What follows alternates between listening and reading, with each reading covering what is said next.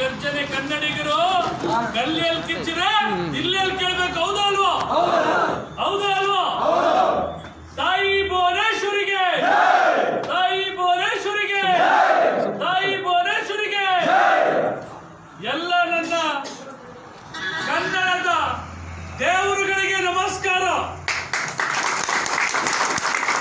ಕರ್ನಾಟಕದಲ್ಲಿರುವಂತ 7 ಕೋಟಿ ಕನ್ನಡಿಗರು ಕೂಡ ದೇವರೇ. ಯಾಕೆ ಈ ಮಾತು ಹೇಳ್ತೀನಿ ಅಂತಂದ್ರೆ, ನಮ್ಗೆಲ್ಲ ಗೊತ್ತು ಕರ್ನಾಟಕ ರತ್ನ ಡಾಕ್ಟರ್ ರಾಜ್ಕುಮಾರ್ ಅವರು ಅಣ್ಣವರು ಯಾವಾಗ ಮಾತಾಡ್ತಾರೆ, ಎಲ್ಲ ನನ್ನ ಅಭಿಮಾನಿ ದೇವರುಗಳೇ ಅಂತ. ಹಾಗಾಗಿ ಎಲ್ಲ ನನ್ನ ಕನ್ನಡದ ದೇವರುಗಳೇ ಅಂತ ನಾನು ಹೇಳಕ್ ಪ್ರಾರಂಭ ಮಾಡಿದ್ದೀನಿ.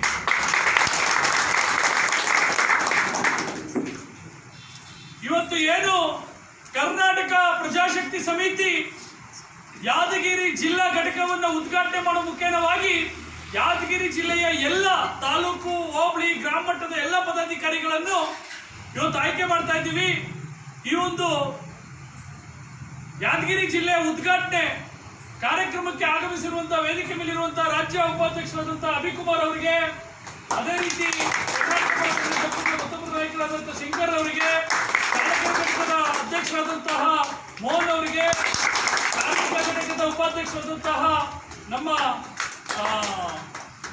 ಅನಿಲ್ ಕುಮಾರ್ ಅವರಿಗೆ, ಅದೇ ರೀತಿ ಚಾಲಕರ ಘಟಕದ ಉಪಾಧ್ಯಕ್ಷರಾದಂತಹ ಕಾರ್ಯದರ್ಶಿಯಾದಂತಹ ಕೃಷ್ಣಪ್ಪ ಅವರಿಗೆ, ಕರ್ನಾಟಕ ಪ್ರಜಾಶಕ್ತಿ ಸಮಿತಿ ರೈತ ಮಹಿಳಾ ಘಟಕದ ರಾಜ್ಯಾಧ್ಯಕ್ಷರಾದಂತಹ ಪ್ರಿಯಾ ಮೇಡಮ್ ಅವರಿಗೆ, ಅದೇ ರೀತಿ ಕರ್ನಾಟಕ ಪ್ರಜಾಶಕ್ತಿ ಸಮಿತಿ ರಾಜ್ಯ ರೈತ ಮಹಿಳಾ ಘಟಕದ ಉಪಾಧ್ಯಕ್ಷರಾದಂತಹ ರಾಜ್ಯ, ಅದೇ ರೀತಿ ನಮ್ಮ ಇನ್ನೊಬ್ರು ರಾಜ್ಯ ಉಪಾಧ್ಯಕ್ಷರಾದಂತಹ ಗಂಗಮ್ಮ ಅವರಿಗೆ, ಅದೇ ರೀತಿ ರಾಜ್ಯ ಯುವ ಘಟಕದ ಕಾರ್ಯದರ್ಶಿಯಾದಂತಹ ಸುದರ್ಶನ್ ಅವರಿಗೆ, ಹಾಗೆ ಸಹ ಕಾರ್ಯದರ್ಶಿಯಾದಂತಹ ಮನು ಅವರಿಗೆ, ಹಾಗೆ ಯಾದಗಿರಿ ಜಿಲ್ಲೆಯ ಜಿಲ್ಲಾಧ್ಯಕ್ಷರಾದಂತಹ ಬಾಬುರವರಿಗೆ,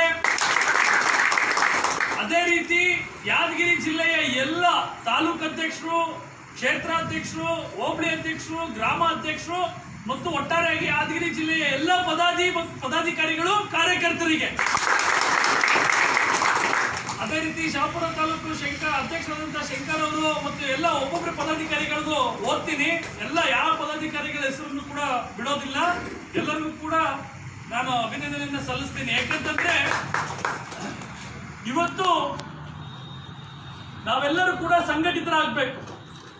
ಯಾಕೆ ಅಂತಂದ್ರೆ ನಮ್ಮ ನಾಡು, ನೆಲ, ನುಡಿ, ಜಲ, ಭಾಷೆ, ಜನಗಳಿಗೋಸ್ಕರ ನಾವು ಹೋರಾಟಕ್ಕೆ ಸದಾ ಕಾಲ ಸಿದ್ಧ ಇರಬೇಕು. ಯಾಕಂದ್ರೆ ನಾಡು ನಮ್ಗೆಲ್ಲ ಕೊಟ್ಟಿದೆ, ತಿನ್ನಕ್ ಅನ್ನ ಕೊಟ್ಟಿದೆ, ಇರಕ್ ಜಾಗ ಕೊಟ್ಟಿದೆ, ಉಡಕ್ ಬಟ್ಟೆ ಕೊಟ್ಟಿದೆ, ಎಲ್ಲ ಕೊಟ್ಟಿದೆ. ನಾವ್ ಈ ನಾಡಿಗೆ ಏನ್ ಕೊಟ್ವಿ ಅನ್ನೋದು ಮುಖ್ಯ. ನಾವು ಎಷ್ಟೇ ಜನ್ಮ ಎತ್ತು ಬಂದ್ರು ಈ ನಾಡಿನ ಋಣವನ್ನ ತೀರ್ಸಕ್ಕಾಗತ್ತಾ? ಇಲ್ಲ ಅಲ್ಲ. ನಾವು ಯಾವತ್ತು ಎಷ್ಟೇ ಜನ್ಮ ಎತ್ತು ಬಂದ್ರು ಈ ನಾಡಿನ ಋಣವನ್ನ ತೀರ್ಸೋಕ್ಕಾಗಲ್ಲ. ಆದರೆ ನಾವು ಎಷ್ಟೇ ಜನ್ಮ ಎತ್ತು ಬಂದ್ರು ಈ ನಾಡಿನ ಸೇವೆಯನ್ನ ನಮ್ಮ ಜನ್ಮಾಂತರದಲ್ಲೂ ಕೂಡ ನಾವು ಮಾಡ್ತಾ ಇರ್ಬೇಕು. ಯಾಕಂದ್ರೆ ಮನುಷ್ಯನಿಗೆ ಹುಟ್ಟು ಉಚಿತವಾಗಿರುತ್ತೆ, ಸಾವು ಖಚಿತವಾಗಿರುತ್ತೆ. ಆದ್ರೆ ಆ ಹುಟ್ಟು ಸಾವು ಮಧ್ಯದಲ್ಲಿ ಏನು ನಾವು ಈ ನಾಡಿಗೆ, ಈ ದೇಶಕ್ಕೆ, ನಮ್ಮ ಜನಗಳಿಗೆ ಏನ್ ಸೇವೆ ಮಾಡ್ತೀವಿ ಅದೇ ನಿಜವಾದ ಸಾಧನೆ ಆಗುತ್ತೆ. ಬಂಧುಗಳೇ, ಬ್ರಿಟಿಷರು 300 ವರ್ಷ ನಮ್ಮನ್ನೆಲ್ಲ ಆಳಿದ್ರು. ನಮ್ಮ ನಾಡನ್ನಾಗ್ಲಿ, ನಮ್ಮ ದೇಶವನ್ನಾಗ್ಲಿ ಜಾತಿಗಳ ಹೆಸರಲ್ಲಿ, ಧರ್ಮಗಳ ಹೆಸರಲ್ಲಿ ಒಡೆದು ಆಳುವಂತ ನೀತಿಯನ್ನ ಬ್ರಿಟಿಷರು ಆಳಿದ್ರು. ಹಾಗಾಗಿ ನಮಗಿರೋದು ಒಂದೇ ಜಾತಿ ಕನ್ನಡ, ನಮಗಿರೋದು ಒಂದೇ ಧರ್ಮ ಕನ್ನಡ, ನಮಗಿರೋದು ಒಂದೇ ಭಾಷೆ ಕನ್ನಡ, ನಮ್ಗಿರೋದು ಒಂದೇ ದೇವರು ಕನ್ನಡ. ಯಾಕಂದ್ರೆ ನಾವ್ ಯಾರು ಕೂಡ 7 ಕೋಟಿ ಕನ್ನಡಿಗರು ಯಾವತ್ತೂ ಕೂಡ ಭಾಷಾ ವಿರೋಧಿಗಳಲ್ಲ. ಹೌದಾ ಅಲ್ವೋ? ನಾವ್ ಯಾವತ್ತೂ ಕೂಡ ಜಾತಿ ವಿರೋಧಿಗಳಲ್ಲ, ನಾವ್ ಯಾವತ್ತೂ ಕೂಡ ಧರ್ಮ ವಿರೋಧಿಗಳಲ್ಲ, ನಾವು ಯಾವುದೇ ರಾಜ್ಯ ವಿರೋಧಿಗಳು ಅಲ್ಲ, ದೇಶ ವಿರೋಧಿಗಳು ಅಲ್ಲ. ನಾವು ಒಟ್ಟಾರೆಯಾಗಿ ನಮ್ಮ ನಾಡಿನ ಸ್ವಾಭಿಮಾನದ ಪ್ರತೀಕವಾದಂತ ತಾಯಿ ಭುವನೇಶ್ವರಿಯ ಮಕ್ಕಳು, ಸ್ವಾಭಿಮಾನಿ ಕನ್ನಡಿಗರು. ನಾವು ಯಾರ ವಿಚಾರಕ್ಕೂ ಸುಖ ಸುಮ್ಮನೆ ಹೋಗಲ್ಲ ಕನ್ನಡಿಗರು. ನಮ್ಗೆ ಗೊತ್ತಿರೋದಿಷ್ಟೇ, ಪ್ರೀತಿಯಿಂದ ಬಂದವ್ರಿಗೆ ನೀರ್ ಕೇಳಿದ್ರೆ ಮಜ್ಜಿಗೆ ಕೊಡೋ ಜನ ನಾವು. ಆದ್ರೆ ಕೆಣಕೊಂಡ್ ಬಂದವ್ರಿಗೆ ಕೊನೆಗಾಣಿಸೋದು ಗೊತ್ತು ನಮಗೆ. ಹಾಗಾಗಿ ಕೆಣಕಕ್ಕೆ ಹೋಗಬೇಡಿ. ಯಾಕಂತಂದ್ರೆ ನಾವು ಯಾವುದೇ ಯಾರನ್ನೇ ಆಗ್ಲಿ ದೂರದವರಲ್ಲ, ಯಾರ ವಿಚಾರಕ್ಕೆ ಹೋದವರಲ್ಲ, ಯಾರನ್ನ ಕೆಣಕ್ದವರಲ್ಲ. ಆದ್ರೆ ನಮ್ಮ ನಾಡು, ನೆಲ, ನುಡಿ, ಜಲ, ಭಾಷೆ, ಜನ ಅಂತ ಬಂದಾಗ ಅದು ಯಾವನೇ ಆಗ್ಲಿ, ಯಾರೇ ಆಗ್ಲಿ, ಏನೇ ಆಗಿರ್ಲಿ, ಅದು ಯಾವುದೇ ಪಕ್ಷ ಆಗಿರ್ಲಿ, ಯಾವುದೇ ರಾಜಕಾರಣಿ ಆಗಿರ್ಲಿ, ಯಾರನ್ನೂ ಕೂಡ ನಾವು ಸುಮ್ಮನೆ ಬಿಡೋದಿಲ್ಲ. ಯಾಕಂದ್ರೆ ಇವತ್ತು ದುರ್ದೈವ, ಬ್ರಿಟಿಷರು 300 ವರ್ಷ ಆಳಿದ್ದಲ್ಲ, ಈಗ ನಮ್ಮ ಅಕ್ಕಪಕ್ಕ ರಾಜ್ಯದವರೇ ನಮ್ಮ ನಾಳೆ ಪ್ರಾರಂಭ ಮಾಡಿದ್ದಾರೆ. ಇನ್ನೊಂದು ದುರ್ದೈವ ಏನಂದ್ರೆ ಹೊರಗಿರೋ ಶತ್ರುಗಳನ್ನ ತಡಿಬಹುದು, ಒಳಗಿರೋ ಶತ್ರುಗಳನ್ನ ಹೇಗೆ ತಡೆಯೋದು? ಕೆಲವೊಂದು ಕ್ರಿಮಿ ಕೀಟಗಳು, ಹಂದಿ, ನಾಯಿಗಳೆಲ್ಲ ಬೊಗಳಕ್ಕೆ ಸ್ಟಾರ್ಟ್ ಆಗ್ಬಿಟ್ಟಿದೆ ನಾಡಿನ ವಿರುದ್ಧ. ಇಲ್ಲೇ ತಿಂದು, ಇಲ್ಲೇ ಬೆಳೆದು, ಇಲ್ಲೇ ಇದ್ದು, ಇಲ್ಲೇ ಅಧಿಕಾರ ಹಿಡಿದು, ಇಲ್ಲೇ ಎಲ್ಲವನ್ನು ಅನುಭವಿಸಿ ಇವತ್ತು ಕನ್ನಡ ನಾಡಿನ ಬಗ್ಗೆ, ಕನ್ನಡಿಗರ ಬಗ್ಗೆ ತುಚ್ಛವಾಗಿ ಮಾತಾಡುವಂತ ಸಂದರ್ಭ ಬಂದ್ಬಿಟ್ಟಿದೆ. ಇವ್ರಿಗೆಲ್ಲ ನಾಚಿಕೆ, ಮಾನ, ಮರ್ಯಾದೆ ಏನಾದ್ರು ಕಿಂಚಿತ್ತಿದೆಯಾ? ರೇ ಸ್ವಾಮಿ, ಇವತ್ತು ಕನ್ನಡಿಗರು ಶಾಂತಿ ಪ್ರಿಯರು, ಸೌಹಾರ್ದ ಪ್ರಿಯರು, ಆದರೆ ಕ್ರಾಂತಿ ವೀರರು ಕೂಡ ಅಂತ ಹೇಳಕ್ ಇಚ್ಛೆ ಪಡ್ತೀನಿ. ಈ ನಾಡಿನಲ್ಲಿ ಹುಟ್ಟಿದಂತಹ ಮತ್ತು ಈ ನಾಡನ್ನ ಆಡಿದಂತಹ ಅನೇಕ ರಾಜಮನೆತನಗಳು, ಕದಂಬರು, ಗಂಗರು, ಚೋಳರು, ರಾಷ್ಟ್ರಕೂಟರು, ಹೊಯ್ಸಳರು, ಚಾಲುಕ್ಯರು, ಈ ರೀತಿಯಾಗಿ ಮಹಾನ್ ರಾಜಮನೆತನಗಳು, ರಾಜರುಗಳು, ಸೇನಾಧಿಪತಿಗಳು, ಸೈನಿಕರುಗಳು ಆಳಿದಂತ ನಾಡು ನಮ್ದು. ಇಂಥ ಒಂದು ನಾಡಿನಲ್ಲಿ ಹುಟ್ಟಬೇಕಾದ್ರೆ ಪುಣ್ಯ ಪಡೆದಿರಬೇಕು. ಆದ್ರೆ ದುರ್ದೈವ ಏನಂದ್ರೆ ಈ ಕೆಲವೊಂದು ಕಿಡಿಗೇಡಿಗಳಿಗೆ ಅದರ ಅರಿವೇ ಇಲ್ಲ. ಬೇಕು ಅಂತ ಕಿತಾಪತಿ ತೆಗೆಯೋದು, ಒಮ್ಮೆ ಬೆಳಗಾವಿ ವಿಚಾರದಲ್ಲಿ ಕಿತಾಪತಿ ತೆಗೆಯೋದು, ಅದರಲ್ಲೂ MES ಶಿವಸೇನೆ ಪುಂಡ ಪೋಖ್ರಿಗಳಿಗೆ ಇನ್ನೇನ್ ಮಾಡಕ್ ಕೆಲಸ ಇಲ್ಲ, ಅವ್ರಿಗೆ ಕಿತಾಪತಿ ತೆಗೆಯೋದೇ ಕೆಲಸ. ಬೆಳಗಾವಿ ವಿಚಾರದಲ್ಲಿ ಬೆಳಗಾವಿ ನಮ್ದು ಅಂತಾರೆ. ಏನು ಇವ್ರ ಅಪ್ಪಂದ? ಅಜಿತ್ ಪವಾರ್ ಹೇಳ್ತಾನೆ, ಏನೋ ಮಹಾರಾಷ್ಟ್ರದ ಉಪಮುಖ್ಯಮಂತ್ರಿ, ಬೆಳಗಾವಿ ನಮ್ದು, ಕಾರವಾರ ನಮ್ದು, ನಿಪ್ಪಾಣಿ ನಮ್ದು. ಏನ್ ನಿಮ್ಮ ಅಪ್ಪ ಏನ್ ಖರೀದಿಗೆ ತಗೊಂಡಿದ್ದ ಕರ್ನಾಟಕ? ಕರ್ನಾಟಕ, ಬೆಳಗಾವಿ, ನಿಪ್ಪಾಣಿ, ಕಾರವಾರ ಎಲ್ಲವೂ ಕೂಡ ನಮ್ಮ 7 ಕೋಟಿ ಕನ್ನಡಿಗರ ದೇವರುಗಳ ಸೊತ್ತು. ನೀನು ಕಾರವಾರ, ಬೆಳಗಾವಿ, ನಿಪ್ಪಾಣಿ ತಗೊಳ್ಳೋದಲ್ಲ, ನಮ್ಮ ನಾಡಿನ ಒಂದು ಇಡೀ ಮಣ್ಣನ್ನು ಕೂಡ ತಗೊಂಡೋಗಿ ಯಾಕೆ ಇಲ್ಲ? ಯಾಕೆ ಕೆಣಕ್ತೀರಿ? ಯಾಕೆ ಏನೇ ಮಾಡಿದ್ರು ಕನ್ನಡಿಗರು ಸುಮ್ಮನೆ ಇರ್ತಾರೆ ಅಂತಲ್ಲ? ಪಾಪ ಅವ್ರಿಗಿನ್ನ ಕೆಲವೊಂದು ಗೊತ್ತಿಲ್ಲ. ಟಗರು ಒಂದೆರಡು ಹೆಜ್ಜೆ ಹಿಂದೆ ಹೋಗುತ್ತಂದ್ರೆ ಮುಂದೆ ಬಂದು ಗುದಿಯಕ್ಕೆ ಅಂತಾನೆ. ಹಾಗಾಗಿ ಕನ್ನಡಿಗರ ಟಗರು ಓರಿ ಇದ್ದಂಗೆ, ಕೆಣಕಕ್ಕೆ ಹೋಗಬೇಡಿ. ಗುದ್ದಿದ್ರೆ ತಡ್ಕೊಳಕ್ ಹೋಗಲ್ಲ, ಇರಕ್ಕೂ ಆಗಲ್ಲ. ಹಾಗಾಗಿ ಈ ರೀತಿಯಾಗಿ ಮಹಾರಾಷ್ಟ್ರದ ವಿಚಾರದಲ್ಲಿ, ಬೆಳಗಾವಿ ವಿಚಾರದಲ್ಲಿ ಹೋರಾಟಗಳನ್ನು ಮಾಡಬೇಕು, ಕಾವೇರಿ ವಿಚಾರದಲ್ಲಿ ಹೋರಾಟಗಳನ್ನು ಮಾಡಬೇಕು, ಮಹದಾಯಿ ಯೋಜನೆ ವಿಚಾರದಲ್ಲಿ ಹೋರಾಟ ಮಾಡಬೇಕು. ಇವತ್ತು ಮಹದಾಯಿ ಯೋಜನೆ 35-40 ವರ್ಷ ನಮ್ಮ ಸರ್ಕಾರಗಳಿಗೆ ನಾಚಿಕೆ, ಮಾನ ಮರ್ಯಾದೆ ಇದೆಯೋ ಇಲ್ವೋ ಗೊತ್ತಿಲ್ಲ. ದರಿದ್ರಗಳು ಬರ್ತಾರೆ, ಅಧಿಕಾರ ಹಿಡಿತಾರೆ, ಅನುಭವಿಸ್ತಾರೆ, ಹೋಯ್ತಾರೆ, ಬರ್ತಾರೆ, ಅಧಿಕಾರ ಹಿಡಿತಾರೆ, ಹೋಯ್ತಾರೆ, ಅನುಭವಿಸ್ತಾರೆ. ಆದ್ರೆ 35-40 ವರ್ಷ ಬೇಕು ಒಂದು ಮಹದಾಯಿ ಯೋಜನೆ ಆಗಕ್ಕೆ. ಯಾವ ದುರ್ದೈವ ರೀ? ನಾವೇನು ಏನ್ ಕೇಳ್ತಾ ಇದ್ದೀವಿ? ಕುಡಿಯೋ ನೀರು. ಇವತ್ತು ನಮ್ಮ ದೇಶದ ಬೆನ್ನೆಲುಬು ರೈತ. ಇವತ್ತು ಈ ಭಾಗದಲ್ಲಿ ಅನೇಕ, ಉತ್ತರ ಕರ್ನಾಟಕ ಇರ್ಬೋದು, ಕಲ್ಯಾಣ ಕರ್ನಾಟಕ ಭಾಗದಲ್ಲಿ ಇರ್ಬೋದು, ಬಹಳಷ್ಟು ನೀರಿನ ಸಮಸ್ಯೆ ಇದೆ. ಯಾವ ಮಟ್ಟದಲ್ಲಿ ಅಂದ್ರೆ ಇವತ್ತು ಕುಡಿಯೋಕ್ಕೂ ಹಾಹಾಕಾರ ಆಗಿದೆ. ಇವತ್ತು ನಮ್ಮೆಲ್ಲರ ಬೆನ್ನೆಲುಬು ರೈತ. ಇವತ್ತು ಅವನು ಬೆಳೆಯುವಂತ ಬೆಳೆಗೆ ಸರಿಯಾದ ಬೆಲೆ ಸಿಗ್ತಾ ಇಲ್ಲ. ಅವನು ಬೆಳೆ ಬೆಳಿಬೇಕಾದ್ರೆ ನೀರು ಬೇಕು. ಕೆಲವು ಬಾರಿ ನೀರೇ ಇಲ್ದಂಗಾದ್ರೆ ಬೇಸಿಗೆ ಬಂದು, ಬರಗಾಲ ಬಂದು, ಕೆಲವು ಬಾರಿ ಅತಿವೃಷ್ಟಿ ಅಂದ್ರೆ ಮಳೆ ಅತಿ ಹೆಚ್ಚಾಗಿ ತಮ್ಮ ಬೆಳೆದಂತ ಬೆಳೆ ಎಲ್ಲ ಹಾಳಾಗೋಗುತ್ತೆ. ಇದು ಯಾವ ದುರ್ದೈವ? ಸರ್ಕಾರಗಳು ಏನ್ ಮಣ್ಣು ತಿಂತಾ ಇದೆಯಾ ರೇ? ಜನಗಳು ಕಟ್ಟೋ ತೆರಿಗೆ ಇದು. ಸರ್ಕಾರಗಳು ಅವ್ರ ಅಪ್ಪನ ಮನೆ ದುಡ್ಡೇನು ತಗೊಂಬಂದು ಕೊಡಲ್ಲ ನಮಗೆ. ನಾವುಗಳು ಶ್ರಮ ಪಟ್ಟು ಬೆವರು ಸುರಿಸಿ ನಾಡಿನ ಜನ ಕಟ್ಟುವಂತ ತೆರಿಗೆ ಹಣದಲ್ಲಿ ನೀವು ಸರಿಯಾಗಿ ಸಮರ್ಪಕವಾಗಿ ನಿಮಗೆ ಯೋಜನೆಗಳನ್ನು ರೂಪಿಸಕ್ಕಾಗಿಲ್ಲ ಅಂದ್ರೆ ಯಾವ ರೀತಿ ಸರ್ಕಾರಗಳು ನಡೆಸ್ತೀರಾ? ಇಳಿದೋಗ್ರಿ ಮನೆಗೆ. ಏನು ಸ್ವತಂತ್ರ ಪೂರ್ವದಲ್ಲಿ ಬ್ರಿಟಿಷರ ಮೇಲೆ ಆಗ್ತಾ ಇದ್ರು, ಈಗ ನಾವು ರಾಜಕಾರಣಿಗಳ ಮೇಲೆ ಆಗ್ಬೇಕು. ಹೌದಲ್ವ? ಸ್ವತಂತ್ರ ಪೂರ್ವದಲ್ಲಿ ಬ್ರಿಟಿಷರು ಹಂಗ್ ಮಾಡಿದ್ರು, ಹಿಂಗ್ ಮಾಡಿದ್ರು. ಬ್ರಿಟಿಷರು ಹೋದ್ರಪ್ಪ, ಸ್ವತಂತ್ರ ಸಿಕ್ತು. ಎಲ್ಲಿ ಸಿಕ್ತಪ್ಪ ಸ್ವತಂತ್ರ? ಎಲ್ಲಿದೆ ಸ್ವತಂತ್ರ? ಎಲ್ಲದಕ್ಕೂ ಹೋರಾಟ ಮಾಡ್ಬೇಕು, ಹಕ್ಕು ನಮ್ಮ ಹಕ್ಕನ್ನು ಕೇಳ್ಬೇಕಂದ್ರೆ ಯಾವ ರೀತಿ ಸ್ವತಂತ್ರ ಇದು? ನಾವೇ ಓಟ್ ಹಾಕ್ಬೇಕು, ನಾವೇ ಶ್ರಮ ಪಡಬೇಕು, ಮತ್ತೆ ನಾವೇ ತೆರಿಗೆ ಕಟ್ಟಬೇಕು, ಮತ್ತೆ ನಾವೇ ಅನುಭವಿಸ್ಬೇಕು. ಯಾವ ಗೋಳಿದು ಅಲ್ವಾ? ಇವತ್ತು ಕಲ್ಯಾಣ ಕರ್ನಾಟಕ, ಉತ್ತರ ಕರ್ನಾಟಕ ನನಗನ್ಸಿದ ಮಟ್ಟಿಗೆ ಇವತ್ತು ಸಮೃದ್ಧಿ ಬೀಡು. ಆದ್ರೆ ಇವತ್ತು ಇವ್ರುಗಳ ಒಂದು ಕುಚೇಷ್ಟೆಗಳು, ರಾಜಕಾರಣಿಗಳ ಕುಚೇಷ್ಟೆಗಳು, ದರ್ಪ, ಅಹಂಕಾರ, ಹಣದ ಅಮಲು, ಅಧಿಕಾರದ ದಾಹದಿಂದ ಇವತ್ತು ಅಭಿವೃದ್ಧಿ ಕುಂಠಿತವಾಗಿದೆ.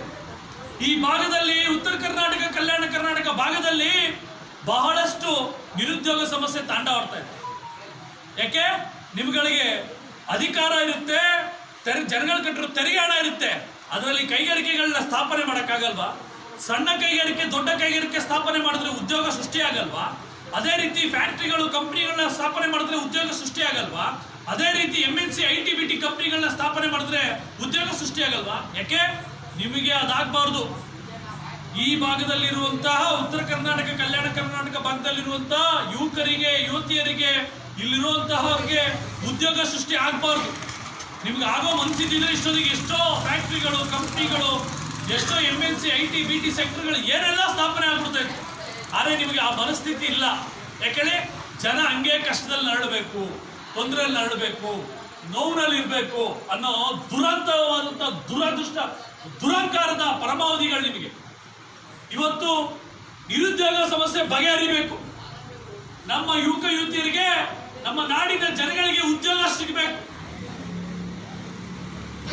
ಇವತ್ತು ಆ ಒಂದು ಉದ್ಯೋಗ ಸಿಗದೇನೆ ಅನೇಕ ಜನರು, ನಮ್ಮ ಯುವಕ ಯುವತಿಯರು ತಪ್ಪು ದಾರಿಗೆ ಇಳಿತಾ ಇದ್ದಾರೆ.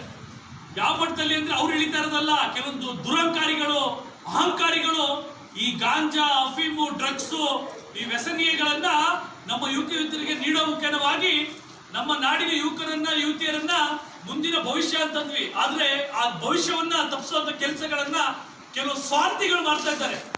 ತಮ್ಮ ಹಣಕ್ಕಾಗಿ, ತಮ್ಮ ಬೆಳವಣಿಗೆಗಾಗಿ ಈ ನಾಡಿನ ಯುವಕ ಯುವತಿಯರನ್ನ ದಾರಿ ತಪ್ಪಿಸೋ ಕೆಲಸ ಮಾಡ್ತಾ ಇದ್ದಾರೆ.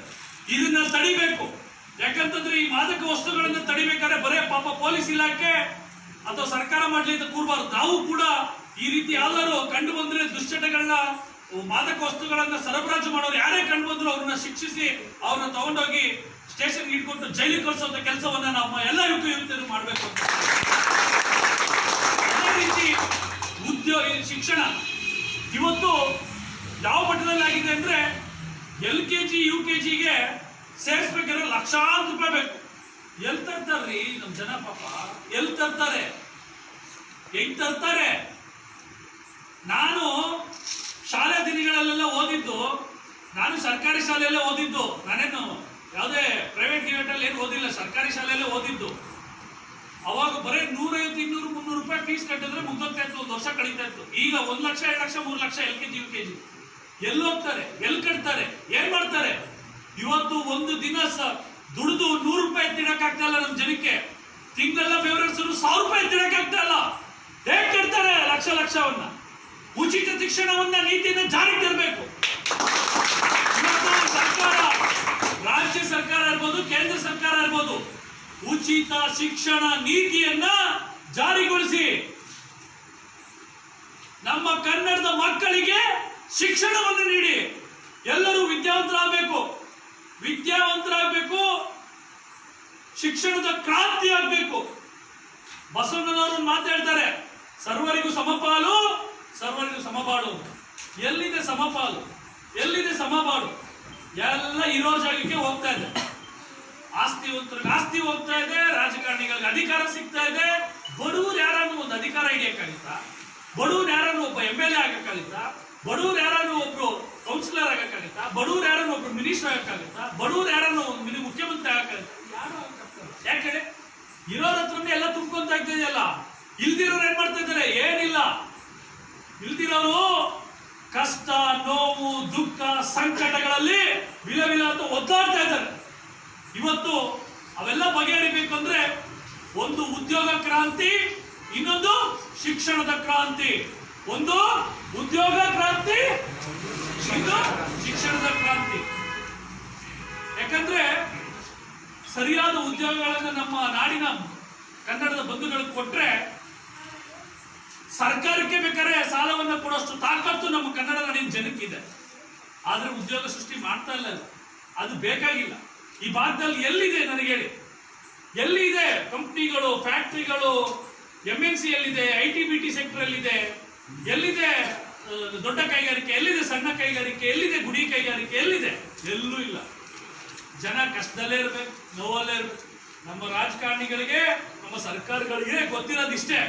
ತೋರಿಸಿದ್ರೆ ಅದೊಂದು ರೋಡ್ ತೋರಿಸ್ತಾರೆ, ತೋರಿಸಿದ್ರೆ ಅದೊಂದು ಮೋರಿ ತೋರಿಸ್ತಾರೆ, ತೋರಿಸಿದ್ರೆ ಅದೊಂದು 4 ಪೈಪ್ ತೋರಿಸ್ಬಿಡ್ತಾರೆ ಹಾಕಿದ್ದೀನಿ ಅಂತ, ಇಲ್ಲ ತೋರಿಸಿದ್ರೆ ಅದೊಂದು 2 ಮೋರಿ ತೋರಿಸ್ಬಿಡ್ತಾರೆ ಹಾಕಿದ್ದೀನಿ ಅಂತ, ಇಲ್ಲ ಒಂದು 4 ಪೈಪ್ಗಳನ್ನ ಕೊಳಾಯಿಗಳನ್ನ ಹಾಕ್ಬಿಟ್ಟು ನೋಡಿ ಬಂದಿದೆ ಮಾಡಿದ್ದೀನಿ, ಅಥವಾ ಒಂದು 2 ಸಿಂಟೆಕ್ಸ್ ಇಟ್ಬಿಟ್ಟು ನೋಡಿ ನೀರು ಬರ್ಸಿದ್ದೀನಿ, ಇಷ್ಟೇ. ಇದೇನ ಅಭಿವೃದ್ಧಿ? ಇದು ಅಭಿವೃದ್ಧಿ ಅಲ್ಲ, ಇದು ಸ್ವಾರ್ಥ ಸಾಧನೆ. ಅಭಿವೃದ್ಧಿ ಅಂದ್ರೆ ಶಿಕ್ಷಣವನ್ನು ಉಚಿತವಾಗಿ ಕೊಡಬೇಕು. ಅಭಿವೃದ್ಧಿ ಅಂದ್ರೆ ಇವತ್ತು ನಮ್ಮ ಯುವಕ ಯುವತಿಯರಿಗೆ ಉದ್ಯೋಗ ಸೃಷ್ಟಿ ಮಾಡಬೇಕು. ಅಭಿವೃದ್ಧಿ ಅಂದ್ರೆ ನನ್ನ ಪ್ರೀತಿಯ ರೈತರಿಗೆ ಉಚಿತವಾಗಿ ಬಿತ್ತನೆ ಬೀಜವನ್ನ, ರಸಗೊಬ್ಬರವನ್ನ ಮತ್ತು ನೀರಿನ ಸಮರ್ಪಕವಾದಂತಹ ನೀರಿನ ವ್ಯವಸ್ಥೆಯನ್ನ ಮತ್ತು ವಿದ್ಯುತ್ ಶಕ್ತಿಯನ್ನ ಕೊಟ್ರೆ ನಮ್ಮ ರೈತರೇ ಸರ್ಕಾರಕ್ಕೂ ಕೂಡ ಸಾಲವನ್ನು ಕೊಡ್ತಾರೆ. ಆದ್ರೆ ನಮ್ಮ ರೈತರಿಗೆ ಬೆಂಬಲ ಬೆಲೆ ಸಿಗ್ತಾ ಇಲ್ಲ, ಅವ್ರು ಬೆಳೆದಂತ ಬೆಳೆಗೆ ಸರಿಯಾದ ರೀತಿಯಲ್ಲಿ ಅನುದಾನಗಳು ಸಿಗ್ತಾ ಇಲ್ಲ, ಬೆಲೆ ಸಿಗ್ತಾ ಇಲ್ಲ, ಅವ್ರು ಬೆಳಿಬೇಕಾದಾಗ ಸರಿಯಾದ ರೀತಿಯಲ್ಲಿ ಸಾಲ ಸೌಲಭ್ಯ ಸಿಗ್ತಾ ಇಲ್ಲ. ಅವ್ರು ಬೆಳಿಬೇಕು ಅಂದಾಗ ಸಾಲ ಸಿಗಲ್ಲ, ಅವ್ರಿಗೆ ಸಾಲ ಸಿಕ್ಕಾಗ ಬೆಳೆಯಕ್ಕಾಗಲ್ಲ. ಎಂತ ದುಸ್ಥಿತಿ ನೋಡಿ. ಬೆಳಿಬೇಕು ಅಂದಾಗ ಸಾಲ ಸಿಗಲ್ಲ, ಸಾಲ ಸಿಕ್ಕಾಗ ಬೆಳೆಯಕ್ಕಾಗಲ್ಲ, ಸಾಲ ಸಿಕ್ಕಿ ಬೆಳೀತಾ ಇದ್ದಾಗ ಒಂದು ಅತಿವೃಷ್ಟಿಯಾಗಿ ಮಳೆಯಾಗಿ ಬೆಳೆ ಹಾಳಾಗುತ್ತೆ, ಅಥವಾ ಮಳೆನೇ ಬರ್ದಿದೆ ಬಿಸಿಲಾಗಿ ಬೇಸಿಗೆ ಆಗಿ ಬರಗಾಲದಲ್ಲಿ ಬೆಳೆನೇ ಹಾಳಾಗುತ್ತೆ. ಈ ರೀತಿ ಆದಾಗ ಎಲ್ಲಿ ಆಗುತ್ತೆ? ಇದು ಸರಿಯಾದ ರೀತಿಯಲ್ಲಿ, ಯಾಕಂದ್ರೆ ರೈತರಿಗೆ ಯಾವಾಗ ಸಾಲ ಸೌಲಭ್ಯ ಬೇಕೋ ಆ ಮಟ್ಟದಲ್ಲಿ ಸರ್ಕಾರ ತಕ್ಷಣದಲ್ಲಿ ನೀಡುವಂತ ವ್ಯವಸ್ಥೆ ಆಗಬೇಕು. ಅವ್ರು ಬರೇ 150 ಸಲ ಬ್ಯಾಂಕಿಂದ, ಸಹಕಾರಿ ಬ್ಯಾಂಕ್ ಆಗಿರ್ಬೋದು, ಇನ್ಯಾವುದೇ ಖಾಸಗೇತರ ಸಂಸ್ಥೆಗಳು, ಬ್ಯಾಂಕ್ಗಳು, ಫೈನಾನ್ಸ್ ಕಂಪ್ನಿಗಳಾಗಿರ್ಬೋದು, ಅವನಿಗೆ ಬೇಕು ಅಂದಾಗ ರೈತನಿಗೆ ಕೊಡಲ್ಲ, ಅವ್ನಿಗೆ ಬೇಡ ಅಂದಾಗ ಕೊಡ್ತಾರೆ. ಅಷ್ಟೊಂದಿಗೆ ಅದು ಬೆಳೆ ಬೆಳೆಯಕ್ಕಾಗ್ತದೆ, ಅವನು ಸಾಲ ಸೋಲ ಮಾಡಿ ಆತ್ಮಹತ್ಯೆಗೆ ಈಡಾಗ್ತಾ ಇದ್ದಾನೆ. ಇವತ್ತು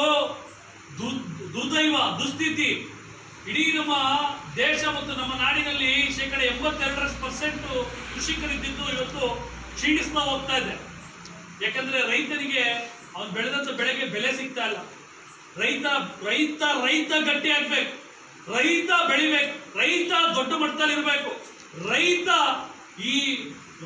ಗಟ್ಟಿಯಾಗಿ, ರೈತ ಸಮೃದ್ಧಿಯಾಗಿದ್ರೆ ನಾಡು ಸಮೃದ್ಧಿ ಇರುತ್ತೆ, ದೇಶ ಸಮೃದ್ಧಿ ಇರುತ್ತೆ.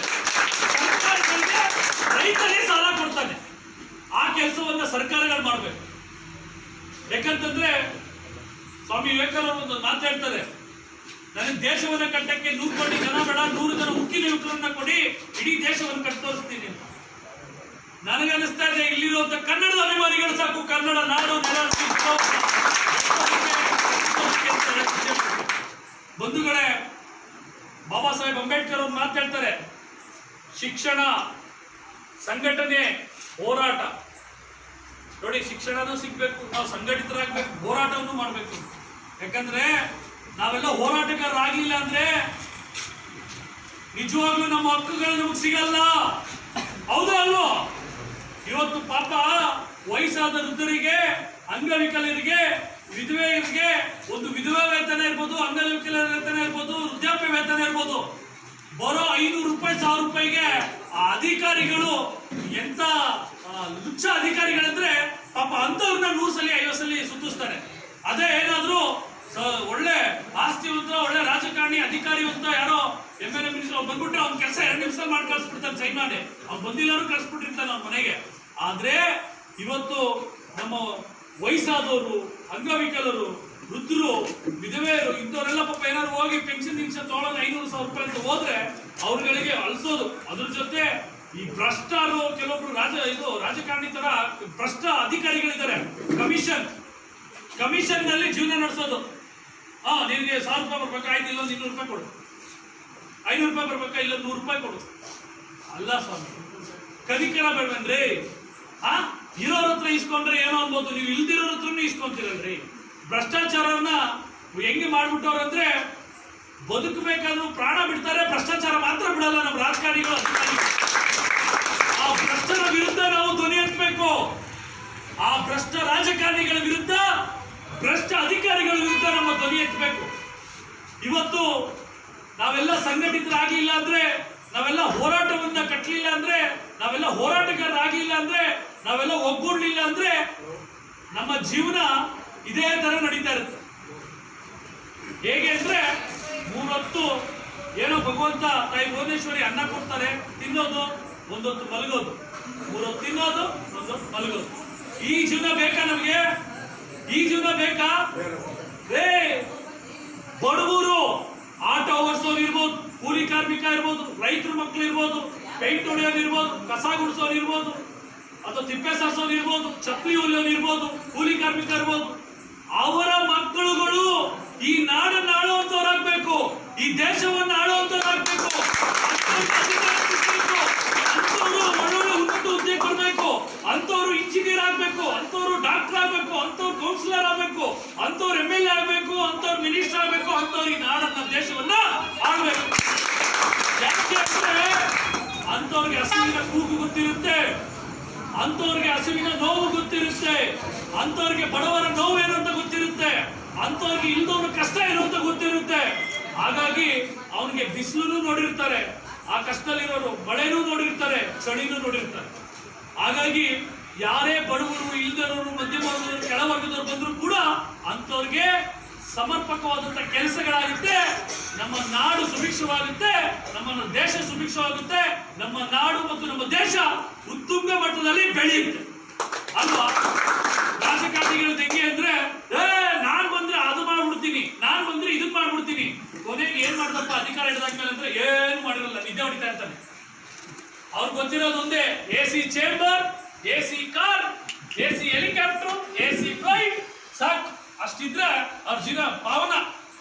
ಜನ ಹೆಂಗಾರು ಹೋಗ್ಲಿ, ನಾನು ಅವ್ರನ್ನ ರಾಜಕಾರಣಿಗಳನ್ನ ಮತ್ತು ಕೆಟ್ಟ ಅಧಿಕಾರಿಗಳನ್ನ ನಾನು ನೋಡಿರೋದಂಗೆ ಎಲೆಕ್ಷನ್ ಟೈಮಲ್ಲಿ ಮಾತ್ರನೇ ಅವ್ರು ಬಿಸಿಲು ನೋಡೋದು.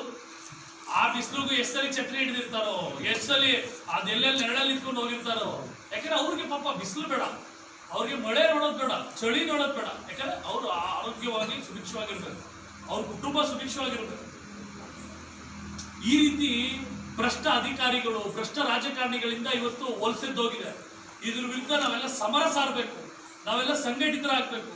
ಮತ್ತು ಈ ನಾಡಿನ ವಿಚಾರದಲ್ಲಿ, ಈ ಭಾಷೆ ವಿಚಾರದಲ್ಲಿ, ನೆಲದ ವಿಚಾರದಲ್ಲಿ, ನಮ್ಮ ಜನಗಳ ವಿಚಾರದಲ್ಲಿ ಯಾವ ರಾಜಕಾರಣಿ ಆಗಿರ್ಬೋದು, ಯಾವ ಅಧಿಕಾರಿ ಆಗಿರ್ಬೋದು, ಯಾವನ್ನೇ ಕ್ಷುಲ್ಲಕವಾದಂತ ವಿಚಾರಗಳಲ್ಲಿ ನಿಂತೋದು ಅಥವಾ ಅಪಮಾನ ಮಾಡೋದಾದ್ರೆ ಅವನ್ನ ಈ ರಾಜ್ಯದಿಂದಲೇ ಹೊರದೋರಿಸೋ ಕೆಲಸವನ್ನು ಮಾಡಬೇಕು.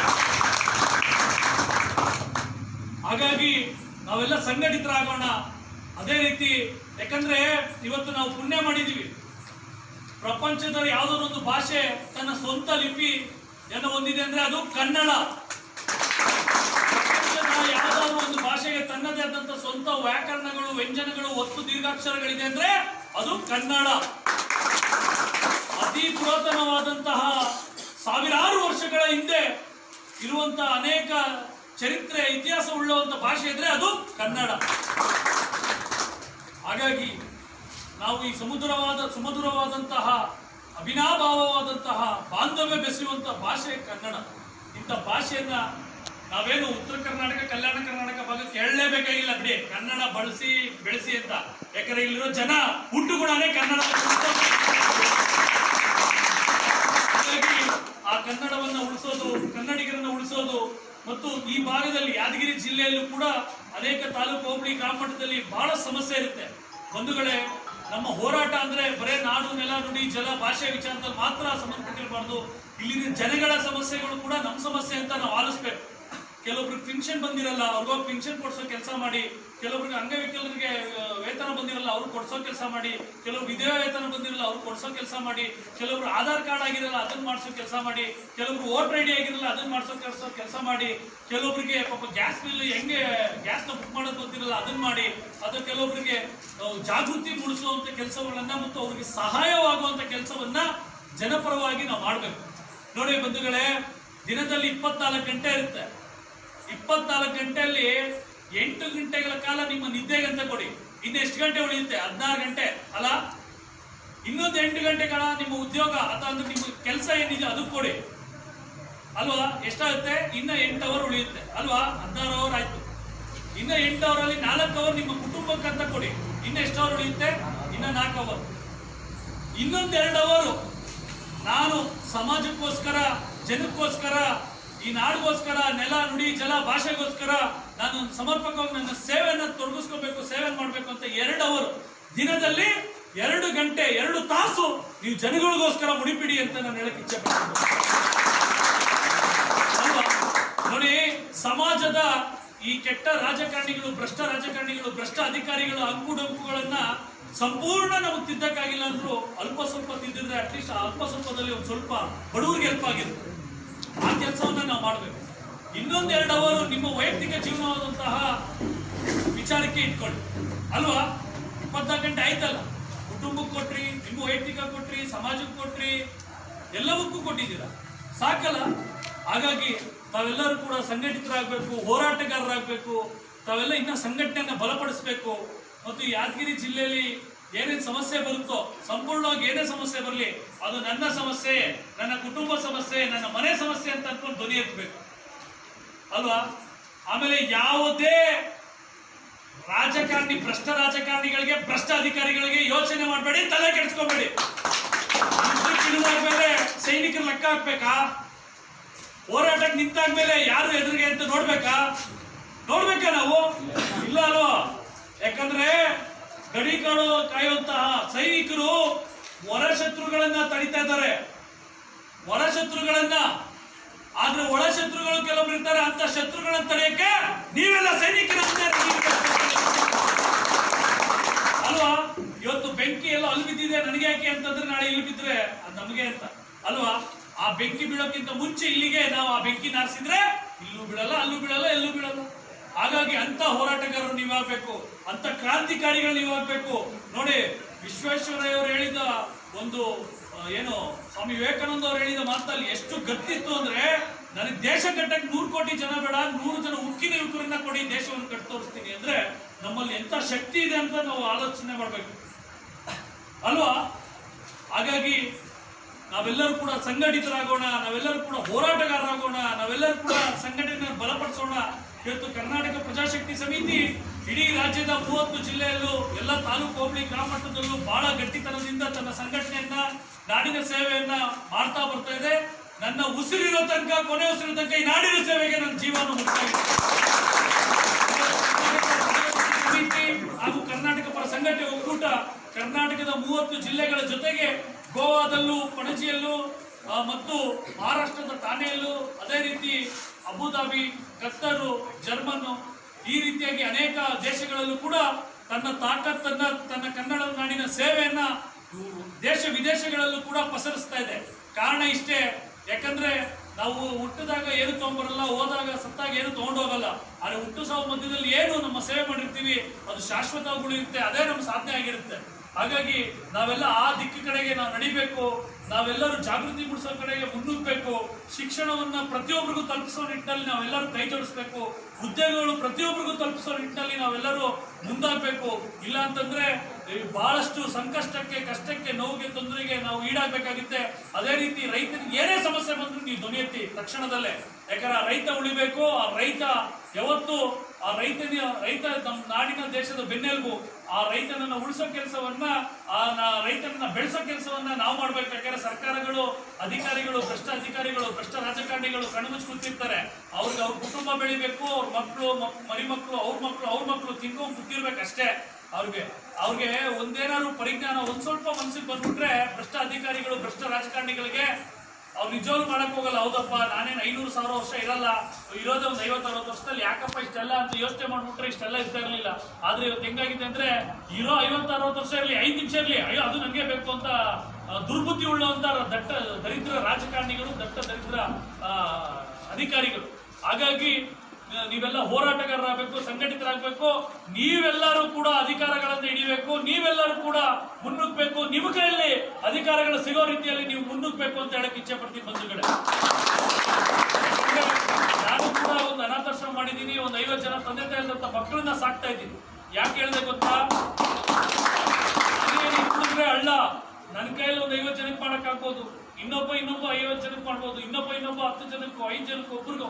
ಅನೇನಿಗೆ ಹುಡಿದ್ರೆ ಅಳ್ಳ, ತೆನೆ ಹುಡಿದ್ರೆ ಹಾಗಾಗಿ ನಾವೆಲ್ಲರೂ ಕೂಡ ಕೈ ಜೋಡಿಸಿದಾಗಲೇ ನಾಡಿನ ಸೇವೆ, ಬಡವರು, ಕೆಳವರ್ಗದವರು, ಮಧ್ಯಮ ವರ್ಗದವರು, ಸಂಕಷ್ಟದಲ್ಲಿರೋರು, ತೊಂದರೆಯಲ್ಲಿರೋರನ್ನ ಸ್ವಲ್ಪ ಎತ್ತುವಂತ ಕೆಲಸವನ್ನ ಭ್ರಷ್ಟ ರಾಜಕಾರಣಿಗಳು, ಭ್ರಷ್ಟ ಅಧಿಕಾರಿಗಳು ಮಾಡಲ್ಲ. ನಾವಾದ್ರೂ ನಾವು ಕೈ ಜೋಡಿಸ್ಕೊಂಡು ಮಾಡೋಣ ಅಂತ ಈ ನಿಟ್ಟಿನಲ್ಲಿ ಹೇಳಕ್ ಇಚ್ಛೆ ಪಡ್ತೀನಿ. ಹಾಗಾಗಿ ನನ್ನ ತಂದೆಯವರು ಕೂಡ ಸೈನಿಕರು, ಅವರು ಕೂಡ ಈ ದೇಶಕ್ಕೋಸ್ಕರ ಸೇವೆ ಸಲ್ಲಿಸಿದ್ದಾರೆ. ನನ್ನ ತಾಯಿಯವರು ಒಂದು ಮಾತು ಕೇಳ್ತಾರೆ, ಏನಪ್ಪ ದೊಡ್ಡವನ ಮೇಲೆ ಏನ್ ಮಾಡ್ತೀಯ ಅಂತ, ಯಾವ್ದಾದ್ರು ಚೆನ್ನಾಗಿ ಓದ್ ಒಳ್ಳೆ ಕೆಲ್ಸಕ್ಕೆ ಸೇರ್ತೀನಿ ಅಂತೆ. ಅಯ್ಯೋ ದಡ್ಡ, ಅದೆಲ್ಲರೂ ಮಾಡ್ತಾರೆ, ನಿನ್ ತಂದೆ ದೇಶಕ್ಕೆ ಸೇವೆ ಮಾಡಿದ್ರು, ನೀನ್ ನಾಡಿಗೋಸ್ಕರ ಸೇವೆ ಮಾಡು ಅಂತ ಹೇಳಿ ವಿದ್ಯಾರ್ಥಿ ಸಂಘಟನೆಯಲ್ಲೇ ಹೋರಾಟಕ್ಕೆ ಇಳಿಸಿದ್ರು. ಹಾಗಾಗಿ ವಿದ್ಯಾರ್ಥಿ ಸಂಘಟನೆ ಅಧ್ಯಕ್ಷನಾಗಿ 9 ವರ್ಷಗಳ ಕಾಲ ಹೋರಾಟವನ್ನು ಮಾಡಿದೆ. ಅದೇ ರೀತಿ ಕರ್ನಾಟಕ ಪ್ರಜಾಶಕ್ತಿ ಸಮಿತಿಗೂ 9 ವರ್ಷಗಳಿಂದ ಹೋರಾಟವನ್ನು ಮಾಡಿದ್ದೀನಿ. ಕರ್ನಾಟಕ ಪರ ಸಂಘಟನೆ ಒಕ್ಕೂಟಕ್ಕೂ ಕೂಡ ಈಗ 3 ವರ್ಷಗಳಿಂದ ಅಧ್ಯಕ್ಷನಾಗಿ ಈ ಒಂದು ಸೇವೆಯನ್ನ ಮಾಡ್ತಾ ಇದ್ದೀನಿ. ಹಾಗಾಗಿ ನನ್ನ ಸೇವೆ ಎಲ್ಲಿವರೆಗೂ ಇರುತ್ತಂದ್ರೆ, ನನ್ನ ಉಸಿರು ಇರೋ ತನಕ, ಕೊನೆಯೋ ತನಕ ಈ ನಾಡು ಜನ ನುಡಿ ಜನ ಭಾಷೆಗೋಸ್ಕರ ಸೇವೆಯನ್ನ ಮುಡಿಪಾಗಿಟ್ಟಿರ್ತೀನಿ. ಹಾಗಾಗಿ ನಾವೆಲ್ಲರೂ ಕೂಡ ಹೋರಾಟಗಾರರಾಗಿ, ಸಂಘಟಿತರಾಗಿ ಸಂಘಟನೆಯನ್ನ ಬಲಪಡಿಸೋಣ. ನಾವೆಲ್ಲರೂ ಕೂಡ ದೊಡ್ಡ ಮಟ್ಟದಲ್ಲಿ ಈ ಕ್ರಾಂತಿಯನ್ನ ಮೂಡಿಸೋಣ, ಜನಗಳಿಗೆ ಜಾಗೃತಿ ಮೂಡಿಸೋಣ, ಸಂಘಟನೆಯನ್ನ ಬಲಪಡಿಸೋಣ. ಕರ್ನಾಟಕ ಪ್ರಜಾಶಕ್ತಿ ಸಮಿತಿಯನ್ನ ಇನ್ನೂ ದೊಡ್ಡ ಮಟ್ಟದಲ್ಲಿ ತಗೊಂಡೋಗೋಣ. ಕರ್ನಾಟಕ ಪರ ಸಂಘಟನೆ ಒಕ್ಕೂಟವನ್ನು ಕೂಡ ದೊಡ್ಡ ಮಟ್ಟದಲ್ಲಿ ಬೆಳೆಸೋಣ. ನಾವೆಲ್ಲರೂ ಒಂದಾಗಿ, ಒಂದೇ ತಾಯಿ ಭುವನೇಶ್ವರಿ ಮಕ್ಕಳಂತೆ ಯಾವುದೇ ಜಾತಿ ಭೇದ ಧರ್ಮ ದಯಮಾಡಿ ಮಾಡಬೇಡಿ. ಯಾಕಂದ್ರೆ ಬ್ರಿಟಿಷರು 300 ವರ್ಷ ದರಿದ್ರ ಆಳ್ವಿಕೆ, ಅವ್ರು ಆಳೋದಕ್ಕೋಸ್ಕರ, ಅವ್ರ ಬೆಳವಣಿಗೆಗೋಸ್ಕರ ಆ ಜಾತಿ ಧರ್ಮವನ್ನು ಒಡೆದಾಳೋ ನೀತಿಯನ್ನ ಅವ್ರು ತಂದಿಟ್ರು. ಅದನ್ನ ಪಾಪ ನಮ್ಮ ರಾಜಕಾರಣಿಗಳು, ಬೃಹಸ್ಪತಿಗಳು, ಬಹಳ ಮೇಧಾವಿಗಳೆಲ್ಲ ಆ ದರಿದ್ರವಾದಂತಹ ಈ ಜನಗಳ ಮನಸ್ಸಲ್ಲಿ ಕಿತ್ತಾಟ ಮೂಡಿಸ್ತಾರೆ ಜಾತಿ ಧರ್ಮದ ಹೆಸರಿನಲ್ಲಿ. ಹಾಗಾಗಿ ಅದು ಒಂದು ಹೋಗ್ಲಾಡಿಸ್ಬೇಕು. ನಾವೆಲ್ಲ ಜಾತ್ಯತೀತವಾಗಿ ನಾವೆಲ್ಲ ಒಂದೇ ಅನ್ನೋ ರೀತಿಯಲ್ಲಿ ಮನೋಭಾವನೆಯಲ್ಲಿ ನಾವೆಲ್ಲರೂ ಬೆಳಿಬೇಕು ಅಲ್ವಾ? ಹಾಗಾಗಿ ನಾವೆಲ್ಲ, ನಮ್ಗಿರೋದು ಒಂದೇ ಭಾಷೆ ಕನ್ನಡ, ನಮ್ಗಿರೋದು ಒಂದೇ ಧರ್ಮ ಕನ್ನಡ, ನಮ್ಗಿರೋದು ಒಂದೇ ಜಾತಿ ಕನ್ನಡ, ನಮ್ಗಿರೋದು ಒಂದೇ ದೇವರು ತಾಯಿ ಭುವನೇಶ್ವರಿ ಕನ್ನಡ ಅಂತ ಹೇಳ್ತಾ ನಾಡಿನ ಉದ್ದಗಲಕ್ಕೂ ಕೂಡ ಸೇವೆ ಸಲ್ಲಿಸೋಣ. ಮತ್ತು ನಾನು ಬೇಗ ಬರಬೇಕಾಗಿತ್ತು ಯಾದಗಿರಿ ಜಿಲ್ಲೆಗೆ, ಬೀದರು ಅಲ್ಲಿ ಸಮಾವೇಶ ಇದ್ದಿದ್ರಿಂದ ಬಹಳ ಅಲ್ಲೆಲ್ಲ ತಡವಾಗಿದ್ದಕ್ಕೆ ಕ್ಷಮೆ ಇರಲಿ. ನಿಮ್ಮೆಲ್ಲರನ್ನು ಕೂಡ ಕಾಯಿಸಿದ್ದಕ್ಕೋಸ್ಕರವಾಗಿ ನಾನು ನಿಮ್ಮೆಲ್ಲರಲ್ಲೂ ಕೂಡ ಮನಪೂರ್ವಕವಾಗಿ ಇನ್ನಷ್ಟು ಬಲಗೊಳಿಸಿ, ಇನ್ನಷ್ಟು ಗಟ್ಟಿಗೊಳಿಸಿ, ನಾಡಿನ ಸೇವೆಗೆ ಮುನ್ನುಗ್ಗಿರಿ. ಏನೇ ಬಂದ್ರು ಕೂಡ ನಾನ್ ನಿಮ್ಮ ಜೊತೆಯಲ್ಲಿ ಇರ್ತೀನಿ ಅಂತ ಹೇಳಕ್ ಇಚ್ಛೆ ಪಡ್ತೀನಿ ಬಂಧುಗಳು. ಹೇಳಕ್ಕೆ ಅನೇಕ ವಿಚಾರಗಳಿದ್ರೂ ಕೂಡ ನಾವು ಈ ಸಮಯ ಅಭಾವ ಇರೋದ್ರಿಂದ ಈ ಒಂದು ಮಾತುಗಳನ್ನ ಮುಗಿಸೋಕೆ ಇಚ್ಛೆ ಪಡ್ತೀನಿ. ಅದೇ ರೀತಿ 5ನೇ ತಾರೀಕು ಕರ್ನಾಟಕ ಬಂದ್ ಇದೆ. ಆ ಕರ್ನಾಟಕ ಬಂದ್ಗೆ ಯಾದಗಿರಿ ಜಿಲ್ಲೆಯಲ್ಲೂ ಕೂಡ ಸಂಪೂರ್ಣ ಬಂದ್ ಆಗಬೇಕು. ನೋಡಿ, ಸರ್ಕಾರಕ್ಕೆ ವಿವೇಚನೆ ಇದೆಯೋ, ಒಂದು ಏನು ಮಂಕು ಕವಿದಿದೆಯೋ, ಅದು ಏನ್ ಬಡ್ಕೊಂಡೈತೋ ಗೊತ್ತಿಲ್ಲ. ಅವ್ರು ಅರ್ಥ ಮಾಡ್ಕೊಂತ ಇಲ್ಲ. ನಾವು ಇವತ್ತೇನು ಕರ್ನಾಟಕ ಬಂದನ್ನ ಕರೆ ಕೊಟ್ಟಿದ್ದೀವಿ, ವಾಟಾಳ್ನವರ ಆಗಿರ್ಬೋದು, ಸಾರಾ ಗೋವಿಂದ್ ಅವರಾಗಿರ್ಬೋದು, ನಾರಾಯಣ ಗೌಡರಾಗಿರ್ಬೋದು, ನಾವಾಗಿರ್ಬೋದು, ಇನ್ನೆಲ್ಲ ಪ್ರವೀಣ್ ಶೆಟ್ಟಿ ಅವರು, ಶಿವರಾಮೇಗೌಡರು ಎಲ್ಲರೂ ಕೂಡ ಆಗಿರ್ಬೋದು. ಒಟ್ಟಾರೆ ಕನ್ನಡ ಪರ ಸಂಘಟನೆ ಎಲ್ಲರೂ ನಾವು ಒಂದೇ ಬಂದು ಕರೆ ಕೊಟ್ಟಿರೋದು. ನಮ್ಮ ಮನೆ ಕೆಲಸಕ್ಕೋಸ್ಕರ ಬಂದು ಕರೆ ಕೊಟ್ಟಿಲ್ಲ. ನಮ್ಗೇನು ಸರ್ಕಾರ ಏನೋ ಮಾಡ್ಲಿಲ್ಲ ಅಂತ ಬಂದು ಕರೆ ಕೊಟ್ಟಿಲ್ಲ. ನಾವು ಕರೆ ಕೊಟ್ಟಿರೋದು ಯಾಕೆಂದ್ರೆ ಮರಾಠಿ ಅಭಿವೃದ್ಧಿ ಪ್ರಾಧಿಕಾರವನ್ನ ಈ ಸರ್ಕಾರದವರು ಯಾವ ರೀತಿ ಕಪಿಟೇಷನ್ ಮಾಡ್ತಾರೆ ಅಂದ್ರೆ, ಕೆಲವೊಂದು ಶಾಸಕರು ಮತ್ತು ಸರ್ಕಾರ, ನಾವೇನ್ ಮರಾಠಿ ವಿರೋಧಿಗಳಲ್ಲ. ನಾವ್ ಹೇಳ್ತಾ ಇರೋದು ಮರಾಠಿಗರು ಕನ್ನಡಿಗರೇ. ಕರ್ನಾಟಕದಲ್ಲಿರುವಂತ 7 ಕೋಟಿ ಕನ್ನಡಿಗರು ಅಂದ್ರೆ ಮರಾಠಿಯವರಿರ್ಬೋದು, ತಮಿಳವರಿರ್ಬೋದು, ತೆಲುಗು ಅವರಿರ್ಬೋದು, ಯಾರೇ ಇರ್ಬೋದು, ಯಾವುದೇ ರಾಜ್ಯದಿಂದ ಬಂದಿಲ್ಲ, ಯಾವುದೇ ದೇಶದಿಂದ ಬಂದಿಲ್ಲ, ಅವ್ರು ಇಲ್ಲಿ ಹುಟ್ಟಿ ಬೆಳೆದು ಇಲ್ಲೇ ಜೀವನ ಮಾಡಿ ಇಲ್ಲೇ ಇರ್ತಾರಂದ್ರೆ ಅವರೆಲ್ಲರನ್ನೂ ನಾವು ಕನ್ನಡಿಗರಂತಾನೆ ಭಾವಿಸಿದ್ವಿ. ಕನ್ನಡದ ಅಭಿವೃದ್ಧಿ ಪ್ರಾಧಿಕಾರ ಇದೆ. ಕನ್ನಡದ ಅಭಿವೃದ್ಧಿ ಪ್ರಾಧಿಕಾರ ಮುಖೇನವಾಗಿ ಎಲ್ಲಾ ಜನಾಂಗದಲ್ಲೂ, ಎಲ್ಲಾ ಜಾತಿ, ಎಲ್ಲ ಧರ್ಮದಲ್ಲೂ ಕಷ್ಟದಲ್ಲಿರೋರು ಇದ್ದಾರೆ. ಕನ್ನಡ ಅಭಿವೃದ್ಧಿ ಪ್ರಾಧಿಕಾರ ಮುಖೇನವಾಗಿ ಸಹಾಯ ಮಾಡಬಹುದಲ್ಲ. ಇವ್ರು ಯಾವುದೋ ಒಂದು ಕ್ಷೇತ್ರದ ಚುನಾವಣೆಗೋಸ್ಕರ, 1-2 ಕ್ಷೇತ್ರ ಚುನಾವಣೆಯಲ್ಲಿ ಮತ ಬ್ಯಾಂಕ್ಗೋಸ್ಕರ, ವೋಟ್ ಬ್ಯಾಂಕ್ಗೋಸ್ಕರ ಈಗ ಇವರು ನಿಗಮ ಮಂಡಳಿಗಳನ್ನ ಮಾಡ್ತಾರೆ ಅಂದ್ರೆ ಅದು ಸರಿನಾ? ಬಂಧುಗಳೇ, ಸರಿನಾ? ಯಾಕೆ ಮಾಡಬೇಕು? ನಾವೆಲ್ಲ ಒಂದೇ ಮಾಡಿ, ಎಲ್ಲರಿಗೂ ಮಾಡಿ, ನಾಡಿನಲ್ಲಿರುವಂತ ಎಲ್ಲಾ ಜಾತಿ ಧರ್ಮದವರಿಗೂ ಸಹಾಯ ಆಗ್ಲಿ. ಕನ್ನಡ ಅಭಿವೃದ್ಧಿ ಪ್ರಾಧಿಕಾರ ಮುಖೇನವಾಗೇ ಮಾಡಿ. ಎಲ್ಲಾ ಜಾತಿ ಧರ್ಮದಲ್ಲೂ ಕೂಡ ಕಷ್ಟದಲ್ಲಿ, ನೋವಿನಲ್ಲಿ, ಸಂಕಷ್ಟದಲ್ಲಿದ್ದಾರೆ. ನೀವು ಒಂದೊಂದು ಜಾತಿಗೂ ನಿಗಮ ಮಂಡಳಿ ಅಭಿವೃದ್ಧಿ ಪ್ರಾಧಿಕಾರ ಮಾಡಿದ್ರೆ ಆಗುತ್ತಾ? ನೀವು ಕೆಲವೊಬ್ಬರಿಗೆ ಬೆಣ್ಣೆ ಕೆಲವೊಬ್ಬರಿಗೆ ಸುಣ್ಣ ಬಳದ್ರೆ ಆಗುತ್ತಾ? ಎಲ್ಲರಿಗೂ ಮಾಡಕ್ ಆಗಲ್ಲ, ಕಷ್ಟ ಇದೆ. ಹಾಗಾಗಿ ಒಂದೇ ನಿಗಮ ಮಂಡಳಿಯಿಂದ ಎಲ್ಲರಿಗೂ ಆಗೋ ತರದಲ್ಲಿ ಸಹಾಯ ಮಾಡಿ, ಒಳ್ಳೇದಾಗಿ. ಈ ರೀತಿ ತಾರತಮ್ಯ ಮಾಡ್ಬಿಟ್ಟು ಈ ರೀತಿ ನಾಡು ನೋಡಿಯೋ ಕೆಲಸವನ್ನ, ಜಾತಿಗಳು ನೋಡಿಯೋ ಕೆಲಸವನ್ನ, ಧರ್ಮಗಳು ನೋಡಿಯೋ ಕೆಲಸವನ್ನ, ನಮ್ಮಲ್ಲೇ ವಿಷ ಬೀಜ ಬಿತ್ತೋ ಕೆಲಸವನ್ನ ಸರ್ಕಾರ ಮಾಡಬಾರ್ದು. ಸರ್ಕಾರ ಒಂದಾಗಿ ನಡೀರಿ ಅಂತ ಹೇಳ್ಬೇಕು ಅಂತಾಗಿ ಈ ರೀತಿ ಒಡಕನ್ನು ಉಂಟು ಮಾಡುವಂತ ಕೆಲಸಕ್ಕೆ ಸರ್ಕಾರ ಕೈ ಹಾಕಬಾರ್ದು. ಹಾಗಾಗಿ ಇವತ್ತು ಈ ಸರ್ಕಾರ ಉದ್ದಟತನದಲ್ಲಿ ವರ್ತಿಸಿದೆ.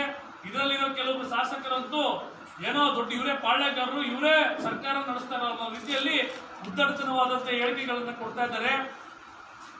ನಿಮ್ಗಳಿಗೂ ಗೊತ್ತಿದೆ, ಎತ್ತಾಳಲ್ಲ, ದೊಡ್ಡ ಮುಟ್ಟಾಳವರು, ಅವ್ರಿಗೆ ಪರಿಜ್ಞಾನ ಇಲ್ಲ. ಯಾಕಂದ್ರೆ ಇವತ್ತು ಕನ್ನಡಿಗರು ಓಟ್ ಬೇಡ, ಮುಖ್ಯಮಂತ್ರಿಗಳೇ ತಲೆ ಕೆಡಿಸ್ಕೊಬೇಡಿ ಅಂತಂದ್ರೆ ಮಾನ ಮರೀತೀವಿ. ನಾವೆಲ್ಲ ಪಾಕಿಸ್ತಾನದಲ್ಲಿ ಇದೀವಾ, ಇಲ್ಲ ಮಹಾರಾಷ್ಟ್ರದಲ್ಲಿ ಇದೀವಾ? ಕನ್ನಡಿಗರು ಓಟ್ ಹೇಳಿ ತಲೆ ಕೆಡಿಸ್ಕೊಬೇಡಿ ಮುಖ್ಯಮಂತ್ರಿಗಳೇ ಅಂತಾರ. ಏನದು? ಎಲ್ಲಿದ್ದೀವಿ ನಾವು ಹೇಳಿ? ಕರ್ನಾಟಕದಲ್ಲಿ ಇದ್ದೀವ ಅಥವಾ ಮಹಾರಾಷ್ಟ್ರನ, ತಮಿಳ್ನಾಡ, ಅಥವಾ ಇದ್ರಲ್ಲಿ ಇದ್ದೀವ, ಪಾಕಿಸ್ತಾನದಲ್ಲಿ ಇದ್ದೀವ ಅಲ್ವಾ? ಹಾಗಾಗಿ ನೋಡಿ ಎಷ್ಟು ಉದ್ದಟತನದಲ್ಲಿ ವರ್ಷಕ್ಕೆ ಪ್ರಾರಂಭ ಮಾಡಿದ್ದಾರೆ ಅಂದ್ರೆ. ಆಮೇಲೆ ಕನ್ನಡ ಪರ ಹೋರಾಟಗಾರರು ರೋಲ್ ಕಾಲ್. ಯಾರ್ದು ಹೋರಾಟ? ಯಾರು ಮಾಡೋದು? ಮಾಡಿದವ್ರಿಗೆ ಹೇಳಿ, ಮಾಡದಿದ್ದವ್ರಿಗೆಲ್ಲ ಹೇಳಿದ್ರೆ ಹೆಂಗ್ರೆ ಎಲ್ಲರೂ ನಾವೆಲ್ಲ ಹೋರಾಟಗಾರ ಹೆಂಗ್ರೆ ಎಲ್ಲರೂ ಮಾಡಿರ್ತಾರ? ವಿವೇಚನೆಯಿಂದ ಮಾತಾಡಬೇಕು. ಏನೇನೋ ಬರುತ್ತೆ ಬಾಯಿಗೆ ಅಂದಿದ ತಕ್ಷಣ ಹೆಂಗೆಂಗೋ ನಾಲಿಗೆ ಅರಿಬಿಡಬಾರ್ದು. ಹಾಗಾಗಿ ಇವತ್ತು ಆ ವಿಚಾರದಲ್ಲೂ ಕೂಡ ಉಗ್ರವಾದಂಥ ಹೋರಾಟವನ್ನ ನಾವು ಮೊನ್ನೆ ಕೂಡ ನೀವು ನೋಡಿರ್ಬೇಕು. Town hall freedom park rally ಮಾಡಿ ಹೋರಾಟವನ್ನು ಮಾಡಿದ್ದೀವಿ. 5ನೇ ತಾರೀಕು ಕೂಡ ಕರ್ನಾಟಕ ಬಂದ್ಗೆ ಕರ್ನಾಟಕ ಪ್ರಜಾಶಕ್ತಿ ಸಮಿತಿ, ಕರ್ನಾಟಕ ಪರ ಸಂಘಟನೆ ಒಕ್ಕೂಟ ಸಂಪೂರ್ಣ ಬೆಂಬಲವನ್ನು ನೀಡ್ತಾ ಇದೆ. ಆಮೇಲೆ ಯಾವುದೇ ರಾಜಕಾರಣಿಗಳು ಅಥವಾ ಯಾವುದೇ ಪಕ್ಷಗಳಿರ್ಬೋದು ಜಾತಿ ಧರ್ಮಗಳನ್ನು ಒಡೆಯಕ್ಕೆ ಬಂದ್ರೆ ಅದಕ್ಕೆ ಬಿಡಬೇಡಿ, ನಾವೆಲ್ಲ ಒಂದೇ ಅನ್ನೋ ನಿಟ್ಟಿನಲ್ಲಿ ನೀವು ಪರಿಭಾವಿಸಿ ಎಲ್ಲರೂ ಒಟ್ಟಿಗೆ ಕರ್ಕೊಂಡು ಹೋಗುವಂತ ಕೆಲಸವನ್ನ ಮಾಡುವಂತ ಕೆಲಸ ಆಗ್ಬೇಕು. ನಾವೆಲ್ಲ ಈ ನಾಡಿನ ಸೇವೆಗೆ, ದೇಶ ಸೇವೆಗೆ ಮುಂದಾಗಬೇಕು ಅಂತ ಹೇಳ್ತಾ, ಮತ್ತೆ ಈ ಹೆಂಗೆ ಅಂದ್ರೆ ಕಾಡಲ್ಲಿ ಹುಲಿ, ಸಿಂಹ, ಚಿರತೆ, ಆನೆ ಇರುತ್ತೆ, ಅದೇ ರೀತಿ ನಾಯಿ, ನರಿ, ಹಂದಿ, ಕತ್ತೆ ಮತ್ತೆ ಈ ಕ್ರಿಮಿ ಕೀಟಗಳಿರುತ್ತೆ. ಅಂತ ಕೆಲವೊಬ್ರು ಕ್ರಿಮಿ ಕೀಟಗಳು, ಹಂದಿ, ನಾಯಿಗಳೆಲ್ಲ ಕೆಲವೊಬ್ರು ಭ್ರಷ್ಟ ತಿಕ್ಲು ರಾಜಕಾರಣಿಗಳು, ಭ್ರಷ್ಟ ತಿಕ್ಲು ಅಧಿಕಾರಿಗಳು ಇರ್ತಾರೆ. ಅಂಥವ್ರ ಬಗ್ಗೆ ಯೋಚನೆ ಮಾಡಬೇಡಿ, ಅಂಥವ್ರ ಬಗ್ಗೆ ತಲೆ ಕೆಡಿಸ್ಕೊಂಬೇಡಿ. ಅಂಥದ್ದೇನೇ ಬಂದರೂ ಕೂಡ ಎದುರಿಸೋಕೆ ನಾವು ಸದಾ ಸಿದ್ಧ ಇರ್ತೀವಿ. ಏನಂತೀರ? ನೀರಿಗಿಳಿದಾದ್ಮೇಲೆ ಆಳ ಎಷ್ಟು ಅಂತ ನೋಡೋ ಜನ ನಾವಲ್ಲ. ಯಾಕಂದ್ರೆ ಧೀರ ವೀರ ಶೂರ ಸಂಗೊಳ್ಳಿ ರಾಯಣ್ಣ, ಕಿತ್ತೂರು ರಾಣಿ ಚೆನ್ನಮ್ಮ, ಒನಕೆ ಓಬವ್ವ, ಮಯೂರವ್ರನ್ನ ಹುಟ್ಟಿದಂಥ ನಾಡಿದು. ಹಾಗಾಗಿ ಏನು ಶಿವಪ್ಪ ನಾಯಕನಂತ ಹುಟ್ಟಿದಂಥ ನಾಡು. ಹಾಗಾಗಿ ಇಂಥ ಮಹಾನ್ ಮದಕರಿ ನಾಯಕ ಹುಟ್ಟಿದಂಥ ನಾಡು. ಈ ರೀತಿಯಾಗಿ ಮಹಾನ್ ಚೇತನಗಳು, ಮಹಾನ್ ಶಕ್ತಿವಂತರು, ಮಹಾನ್ ಪುರುಷರು ಹುಟ್ಟಿದಂಥ ನಾಡು. ಆ ನಾಡಿನಲ್ಲಿ ಹುಟ್ಟಿರೋ ನಾವು ಅವ್ರುಗಳಂತೇನೆ ಎದೆ ಕೊಟ್ಟಾದ್ಮೇಲೆ ಹಿಂದಕ್ಕೆ ಹೋಗೋ ಮಾತೇ ಇಲ್ಲ, ಹೆಜ್ಜೆ ಇಟ್ಟಾದ್ಮೇಲೆ ಹಿಂದಕ್ಕೆ ತಿರುಗುವಂತ ವಿಚಾರನೇ ಇಲ್ಲ. ಹಾಗಾಗಿ ನನ್ನ ನಾಡು, ನೆಲ, ನುಡಿ, ಜಲ, ಭಾಷೆ, ಜನಗಳ ದೇಶಕ್ಕೋಸ್ಕರ ಎಂತ ಹೋರಾಟ ಬಂದರೂ ಕೂಡ ನಾವು ಸದಾ ಸಿದ್ಧ ಇರ್ತೀವಿ ಅಂತ ಹೇಳ್ತೀವಿ. ಇಲ್ಲಿ ಬಂದಿರುವಂತ ಎಲ್ಲ ನನ್ನ ಯಾದಗಿರಿ ಜಿಲ್ಲೆಯ ಕರ್ನಾಟಕ ಪರ ಸಂಘಟನೆ ಒಕ್ಕೂಟದ ಎಲ್ಲ ಯಾದಗಿರಿ ಜಿಲ್ಲೆಯ ಪದಾಧಿಕಾರಿಗಳು, ತಾಲೂಕು ಅಧ್ಯಕ್ಷರು, ಕ್ಷೇತ್ರ ಅಧ್ಯಕ್ಷರು, ಗ್ರಾಮಾಧ್ಯಕ್ಷರು, ಹೋಬಳಿ ಅಧ್ಯಕ್ಷರು ಎಲ್ಲರಿಗೂ ಕೂಡ ಅಭಿನಂದನೆ ಸಲ್ಲಿಸುತ್ತಾ, ವೇದಿಕೆ ಮೇಲಿರುವಂಥ ಎಲ್ಲ ಕರ್ನಾಟಕ ಪ್ರಜಾಶಕ್ತಿ ಸಮಿತಿಯ ಹಾಗೂ ಕರ್ನಾಟಕ ಪರ ಸಂಘಟನೆ ಒಕ್ಕೂಟದ ಎಲ್ಲ ನಾಯಕರುಗಳಿಗೂ ಕೂಡ ಮತ್ತು ಮೇಡಮ್ ಎಲ್ಲರಿಗೂ ಕೂಡ ಅಭಿನಂದನೆ ಸಲ್ಲಿಸ್ತಾ, ನಾವೆಲ್ಲರೂ ಕನ್ನಡವನ್ನ ಉಳಿಸೋಣ, ನಾಡನ್ನ ಬೆಳೆಸೋಣ. ತಾಯಿ ಭುವನೇಶ್ವರಿಗೆ, ತಾಯಿ ಭುವನೇಶ್ವರಿಗೆ, ತಾಯಿ ಭುವನೇಶ್ವರಿಗೆ. ಇನ್ನ ಬರ್ಬೇಕು ಗತ್ತೆ ಹೆಂಗಿರ್ಬೇಕಂದ್ರೆ ಕನ್ನಡಿಗರದು ಗಲ್ಲಿಯಲ್ಲಿದ್ರೆ ದಿಲ್ಲಿಯಲ್ಲಿ ಸೌಂಡ್ ಆಗ್ಬೇಕು. ತಾಯಿ ಭುವನೇಶ್ವರಿಗೆ, ತಾಯಿ ಭುವನೇಶ್ವರಿಗೆ, ತಾಯಿ ಭುವನೇಶ್ವರಿಗೆ. ಹಾಗಾಗಿ ನಾವೆಲ್ಲ ಒಟ್ಟಾಗಿ ಸೇರಿ ನಾಡಿನ ಸೇವೆಯನ್ನ ಮಾಡೋಣ ಅಂತ ಹೇಳ್ತಾ, ಇನ್ನು ಮುಂದಿನ ದಿನಗಳ ಅನೇಕ ವಿಚಾರಗಳನ್ನ ಹಂಚ್ಕೊಳ್ಳೋಣ. ಇವತ್ತಿಗೆ ಸಾಕು ಅಂತ ಹೇಳ್ತಾ ಎಲ್ಲರಿಗೂ ಶುಭವಾಗಿ